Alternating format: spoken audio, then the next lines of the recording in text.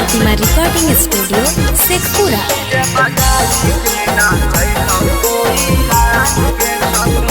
Mix by Shailendra Babu. सीधा सर सटैतौ बाबुआन गे छौरी, सीधा सर सटैतौ बाबुआन गे छौरी। त डीजे बजाई के नाचैतौ कोई रान गे छौरी, त डीजे बजाई के नाचैतौ कोई रान गे छौरी। लाल रंगा मछिया हो पहचान गे छौरी, लाल रंगा मछिया हो पहचान गे छौरी। त डीजे बजाई के नाचैतौ कोई रान गे छौरी, त डीजे बजाई के नाचैतौ कोई रान गे छौरी। कोई रान गे छौरी, कोई रान गे छौरी।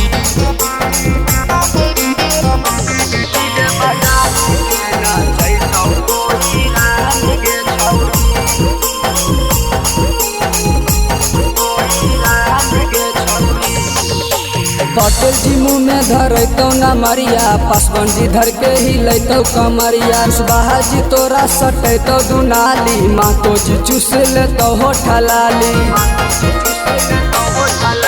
पटेल जी मुँह में धरतौ न मरिया, पासवान जी धर के ही लैतौ कमरिया। सुबह जी तोरा सटैतौ दुनाली, माँ तो जी चूस लेतौ हो ठलाली।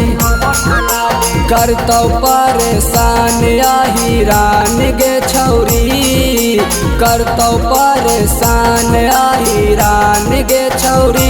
त डीजे बजाई के नाचैतौ कोई रान गे छौरी, त डीजे बजाई के नाचैतौ कोई रान गे छौरी। कोई रान गे छौरी, कोई रान गे छौरी।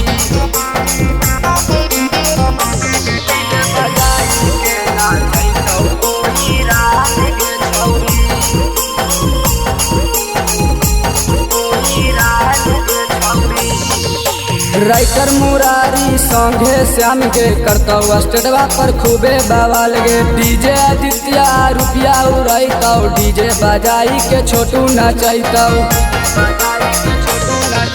राइटर मुरारी संगे श्याम गे करतौ स्टेडवा पर खूबे बवाल गे। डीजे आदित्य रुपया उड़ैतौ, डीजे बजाई के छोटू नचैतौ। अगे यारियन छोटू खिलैतौ मगहिया पान गे छौरी, अगे यारियन छोटू खिलैतौ मगहिया पान गे छौरी। त डीजे बजाई के नाचैतौ कोई रान गे छौरी, त डीजे बजाई के नाचैतौ कोई रान गे छौरी।